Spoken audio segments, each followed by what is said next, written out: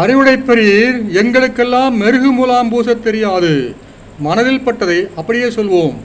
தமிழ்நாட்டிலே பழமொழி ஒன்று உண்டு, கள்ளன் பரிதா காப்பான் பரிதா.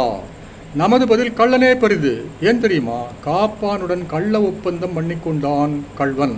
அப்படித்தான் மத்திய அரசு காவல் கழுகுகளின் கண்களிலே மண்ணை தூவிவிட்டு அமலாக்கத்துறையையும் வருமான வரித்துறையையும் கையிலே எடுத்துக்கொண்டது, எதிரிகளை கொத்தடிமைகளாக்கிட. இதுவும் போதா என்று தேர்தல் பத்திரங்களை மனம்போல் அடித்து குவித்து பணம் சம்பாதித்து விட்டது. இப்போது பட்டுவாடா செய்கின்றார்களாம் ஒளிவு மறைவிலே. லூக்கா 13:32 ஆளவந்தாரை பார்த்து ஆவரங்காட்டு நரி என்றார் இயேசு.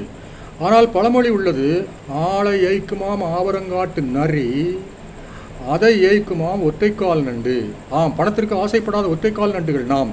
ஆனால் நம்மையும் ஏமாற்ற ஆவரங்காட்டு நரிக்கு வழி ஒன்று உள்ளதே. அது என்ன? வாக்கு எந்திரத்திலே மோசடி வேலை பண்ணுவது. உதாரணமாக, நாம் விரும்பும் கட்சிக்குரிய பட்டனை அழுத்தினால் வேறொரு சின்னத்திலே விளக்கு எரியும். அப்படி மட்டும் நடக்குமானால் அரிமா வீரனே, இடத்தை விட்டு அசையாதே.